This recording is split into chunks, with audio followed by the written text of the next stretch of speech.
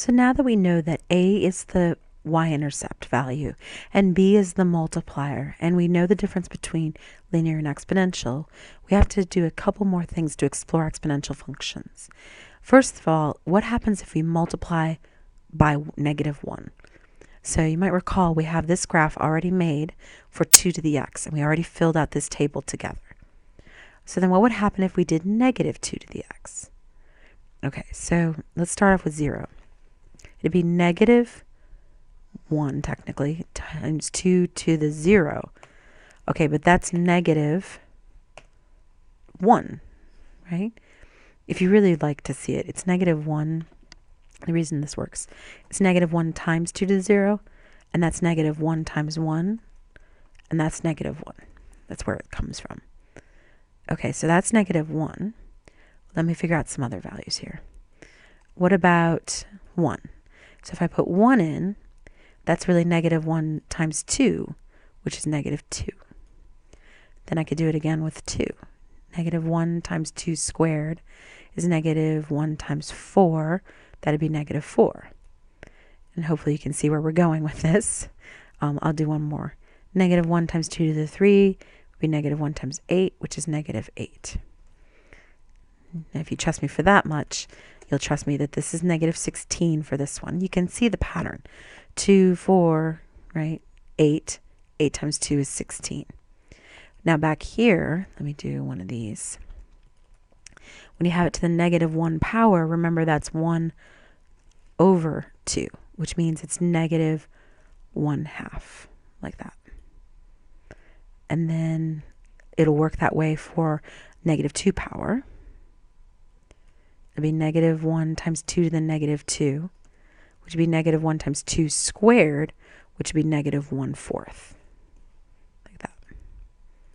And then if you believe me, you can trust me, the last one would be -1/8. Right? Or if you like, the negative can be in front. It doesn't really matter for a fraction. Just as long as you have a negative somewhere, it could be out in front or it could be up on top or down below. All right, so there's your pattern. So let's graph that. And there we have it. Right? Now notice the relationship between this graph and the other graph. Oh, and just real quick, if you wanted to double check yourself with those values, let me show you that real quick. It'd be y equals, clear the old, type -2 caret x. Enter. I don't really care about the graph. I care about the table. And I can see whether it matches the values that we came up with. And it does. Beautiful.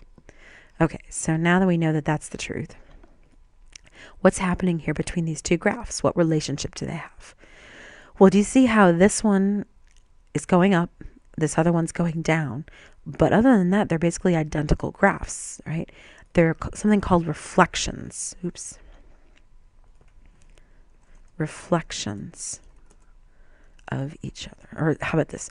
It causes the graph to reflect across the x-axis. That's a better way to put it, right? So they're reflections across the x-axis. So mirror images of each other, in other words. All right, so now we are going to fill in the table for this more complicated graph and by hand. Okay, so it's -4 times 3/2. So let's do the easy one. -4 times 3/2 to the 0 power. Well, that's -4 times 1, because anything to the 0 power is 1, which is -4.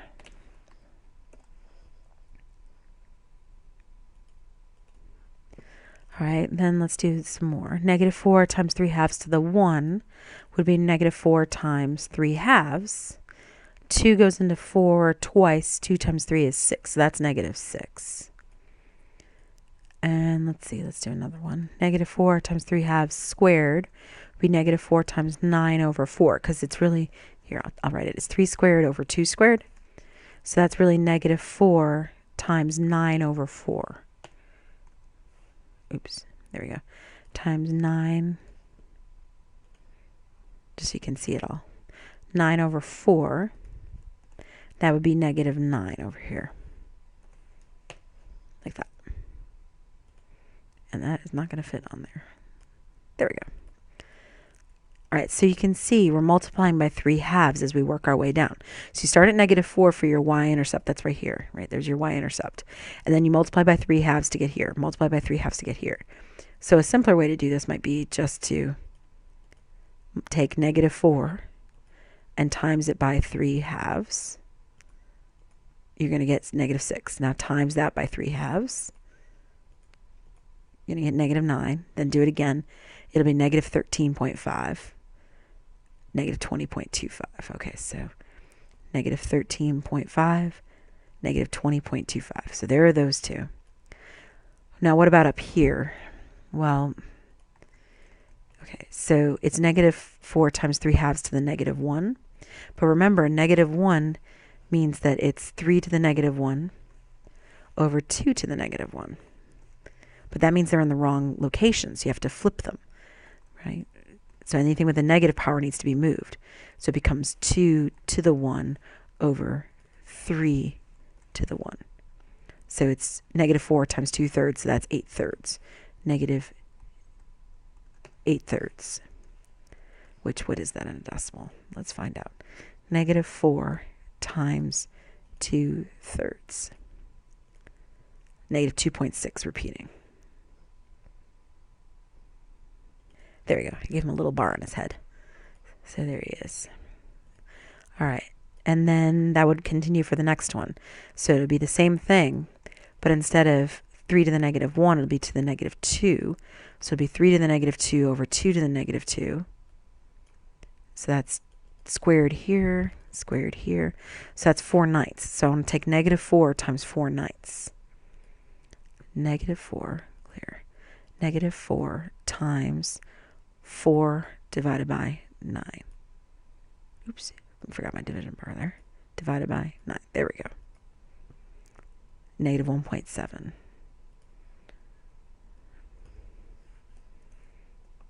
Oops. But he's got a bar on his head because he's continuing forever and ever. All right. So there we go.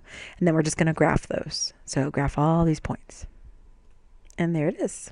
And there should be little arrows on the end of both ends because it goes on forever. Now, of course, we kind of did this longhand, but because we wanted to remind ourselves how all this stuff worked from section 4.1. A quick way to do it would be to grab y equals, clear this out, type -4, parentheses, 3 halves to the x, caret x. And then I can go to the table from there. And I can see there's the 1.778, the -2.667, and so on. And that's a quick way to do it. And of course, you could always press zoom 6, get kind of a regular window, and see what it looks like. There you go. All right, now that we know how to do that with a calculator and by hand, reminding how to do stuff by hand, let's look at this last problem, which is kind of a conceptual problem. So hold on. Okay, so for this last problem, we need to look at these 4 different graphs and determine whether A is greater than 0 or less than 0, i.e. positive or negative. And then B is always positive, but is it a larger number than 1 or is it between 0 and 1? Those are the questions we're asking ourselves. Okay, so let's start with the A part because A is actually simpler than the B part. So remember that A is your y-intercept. So when you look at these graphs, you want to think, where's this graph hitting the y-axis? Is it hitting above the x-axis up here on the positive side? Because if so, that would mean that A is greater than 0, which it is for this particular problem, right here. And then what about when it's hitting below the x-axis? So this one over here, this would be A is less than 0 because it's hitting down here in the negative part. All right, let's keep going. What about the next one? Okay, well, that's on the low side, so that's A is negative. And then the last one's on the high side, so that's A is positive. All right, now that we have that part out of the way, let's start dealing with the more tricky stuff, which is B. Let's look at A and D. These are the two that have A being positive. So this one has it so that A is going from being a very large number and it's shrinking as x gets larger and larger. The y value is getting smaller and smaller and smaller. So that would mean that b is a fraction between 0 and 1. So we're going from numbers that are very large in magnitude, say like 10 up here, down to 3, down to 1, down to, right? So we're working our way down, so that would mean b is a fraction. Over here on this end, we're starting with very small numbers because we always read a graph from left to right. So over here on the left, it's very small and it's growing, growing, growing, bigger and bigger and bigger. So that means that b is greater than 1. Now, if we don't believe ourselves and we want to double check and we just want to make extra sure that we're doing this right, what can we do? Well, we could make up an example for ourselves. So how about, like, let's see, y equals, now I need a number bigger than 0. So how about 2? And then I need a number between 0 and 1. So like, how about 0.5? Or a half, if you like, to the x. Let's type that in a calculator and see if it gives us a graph similar to what we expect. So 2 parentheses 0.5 close parentheses to the x. And let's graph it. And there it is. And that does look like we expect. Perfect.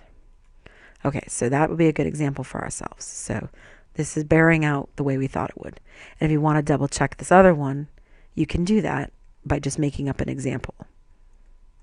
Okay, so like, let's see, we want a to be greater than 0 again, but we want b to be greater than 1. So how about 3? Let's try that. So I go back here to y equals, and I go over here, delete the 0.5, and I put 3. And then I graph that.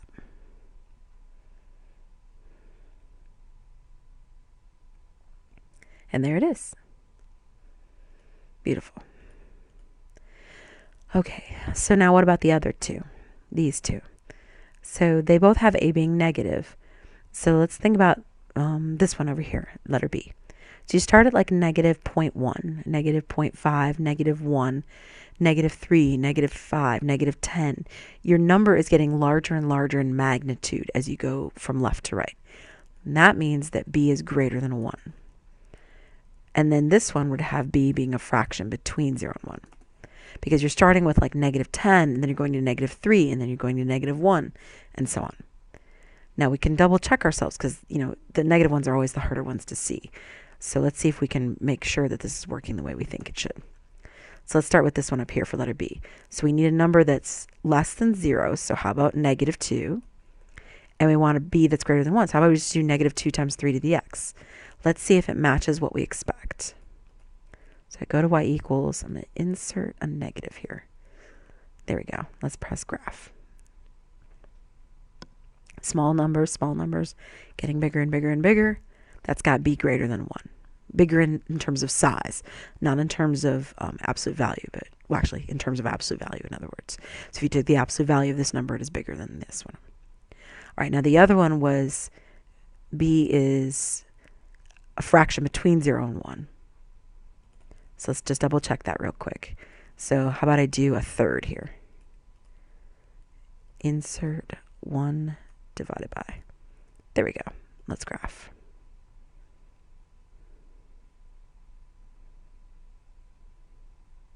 And sure enough, yep, that matches exactly like we thought it would. And there we go. So an example of that would be 2 times a third, negative 2 times a third. And there we go. Now you can always double check yourself for these more conceptual questions by giving yourself an example and double checking. All right, we're done with section 4.3. I'll see you back here for 4.4.